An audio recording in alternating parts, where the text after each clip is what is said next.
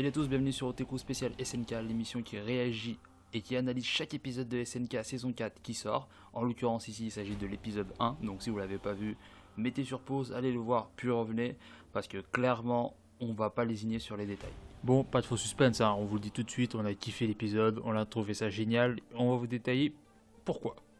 Bon, avant tout, une petite mise au point sur l'intrigue. Je vous rappelle qu'on est en plein milieu d'une guerre de tranchées, style Seconde Guerre mondiale. Vous vous êtes sûrement demandé pourquoi au début. Et ça a été expliqué dans l'épisode. Le titan singe, quand il est parachuté, il dit clairement Reiner, cette guerre c'est notre faute parce qu'on a échoué. Bah oui, je vous rappelle que Reiner et compagnie, ils étaient avec Eren et tout parce que ils voulaient récupérer le titan originel. Ça s'est pas fait. Et pire encore, ils ont perdu 2 titans, à savoir le titan féminin et le colossal. Et ça, apparemment, ça fait déjà 4 ans.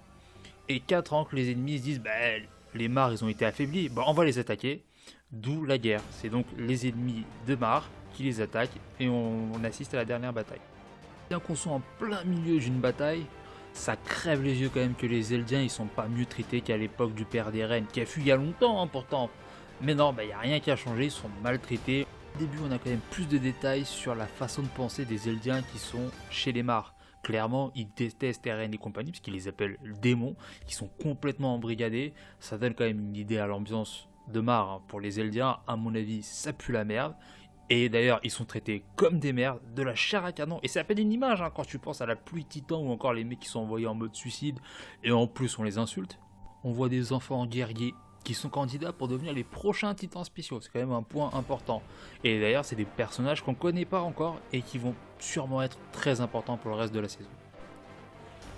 Notez d'ailleurs l'absence totale des persos qu'on connaît, Eren et compagnie, de ce premier épisode, ce qui fait qu'on est encore plus perdu, parce que déjà t'arrives, paf, t'es en pleine guerre avec des trains blindés, des ballons, etc. Et tu vois aucun perso que tu connais. À part Reiner et le titan bestial qu'on connaît à peine. Honnêtement, au début, on peut même se demander est-ce que c'est encore SNK. Bon, puisqu'on parlait des persos qu'on connaît pas, autant commencer direct par la plus folle, Gabi. Vous savez, c'est la meuf là qui se dessape en plein milieu d'un champ de bataille, qui jette des bombes sur les ennemis.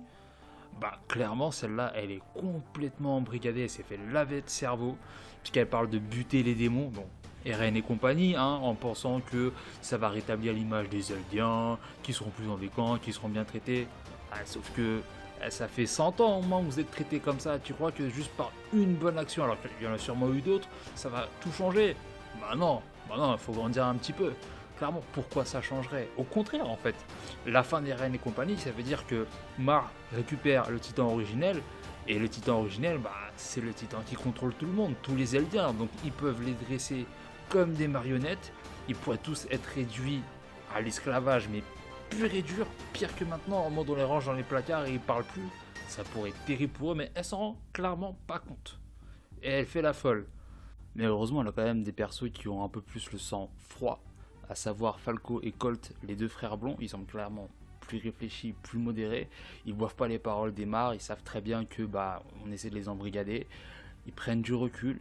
Mais le problème, c'est que clairement, on les écoute pas et on les méprise comme le reste des Eldiens, vous allez me dire. Par exemple, Colt, donc c'est l'aîné, lui quand il va parler aux 2 chefs militaires là, les 2 clairement ils lui disent reste à ta place, obéis, alors que le gars il dit que les trucs sensés du style sacrifiez pas tout le monde, envoyez juste le titan charrette et le titan mâchoire, ça va le faire, etc.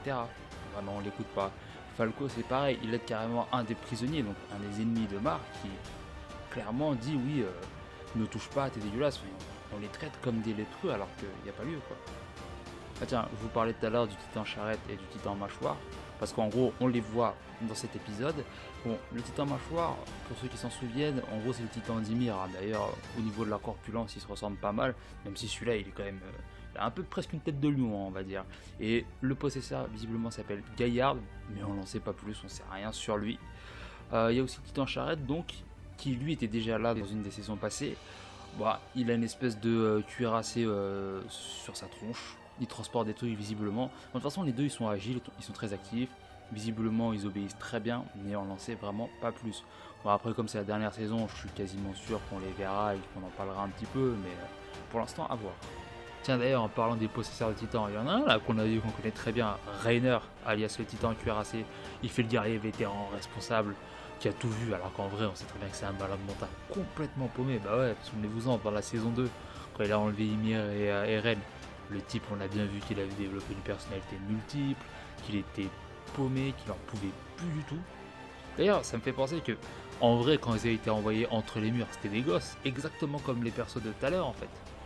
Et tu vois bien qu'en vrai, lui, Annie et Bertolt, ils ont sûrement été embrigadés, on les a envoyés en disant ah, c'est des démons, il faut les exterminer, mais ils sont arrivés là, ils ont vu des humains comme eux, qui étaient paumés, terrifiés, même en cage, exactement comme eux. Et c'est sûrement pour ça en fait que Bertolt et Rainer ils étaient déchirés, et même Bertolt à un moment il a dit ouais mais en fait il n'y a ni de gentils ni de méchants dans cette histoire, c'est juste une guerre, c'est deux camps qui s'opposent. Et au final, ils ont choisi d'aider Mar parce que bah ils ont des intérêts personnels dans l'histoire, c'est tout. Bon, maintenant qu'on a fait le tour des Eldiens, passons au Mar. Bon, on va surtout s'attarder sur les deux gros officiers de l'épisode, à savoir le gars qui s'appelle Magat et l'autre supérieur qui est sûrement second, dont j'ai pas retenu le nom, je vais juste l'appeler l'autre patate. Bon, clairement, je les déteste, et de toute façon, je les trouve insupportables, mais je pense que c'est normal, ils sont là pour être détestables parce qu'ils incarnent Mar, qui sont en gros les oppresseurs des personnages qu'on vient de voir. Hein. Ils les traitent comme des merdes, tout ça parce qu'en fait leurs ancêtres ont bouffé les leurs d'ancêtres, alors que en vrai, les Eldiens d'aujourd'hui, ils ont rien à voir avec ça, ils sont pas responsables de ça. Et surtout qu'en vrai, les Mars d'aujourd'hui, ils font exactement ce qu'ils reprochent aux ancêtres des Eldiens, c'est-à-dire qu'ils oppressent, et ils veulent même oppresser le monde entier avec le pouvoir des titans. C'est complètement hypocrite. Hein. En gros, on peut leur reprocher tout ce qu'ils reprochent aux ancêtres des Eldiens.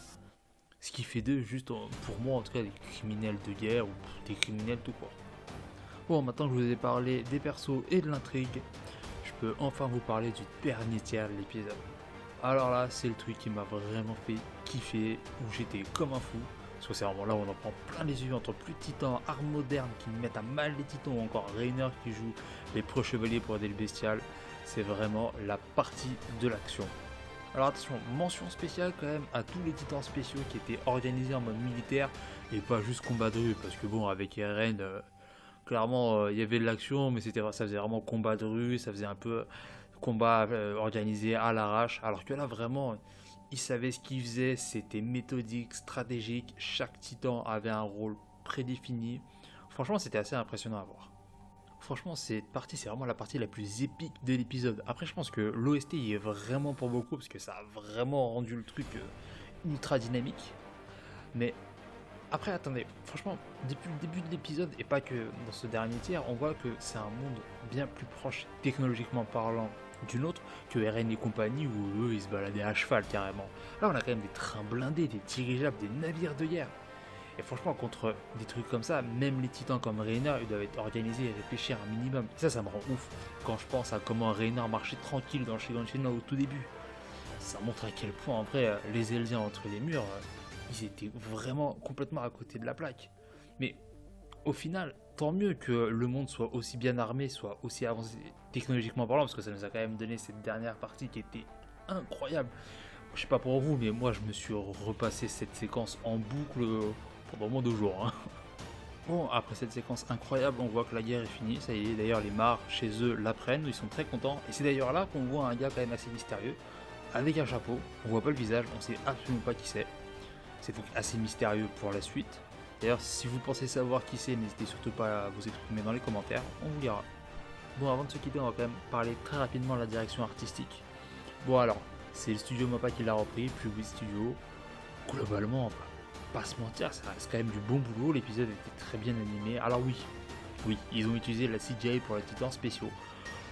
Alors moi j'aime pas ça, habituellement, mais là je dois quand même avouer que c'est bien fait. Il n'y a pas eu de soucis, c'était quand même assez beau. Je parle surtout pour Reiner, parce que moi je l'ai trouvé très très stylé. Après pour le titan bestial un peu moins, mais c'est pas grave, ça reste quand même très raisonnable. On est loin quand même d'une animation pourrie comme l'épisode 5 de Dragon Ball Super. Faut pas déconner non plus. Bon après la palette de couleurs est un peu plus pâle, mais ça passe. C'est vraiment je pense une question de goût au final. Hein. Et point important, il n'y a pas de censure excessive. Parce que quand j'ai vu la bande-annonce, j'ai eu très peur, mais au final ça passe large. Bon, pour conclure, l'épisode était oufissime, hein. Ça s'annonce très bien pour la suite de la saison, faut juste espérer qu'il décolle pas trop avec la CGI quand même, hein. Mais sinon, c'est quand qu'on voit Eren et tout. Bon ben voilà pour cette vidéo, merci de nous avoir suivis jusqu'au bout, n'hésitez pas à liker, à commenter et à vous abonner. De toute façon on est en 2020, hein, vous connaissez les bails. Allez salut!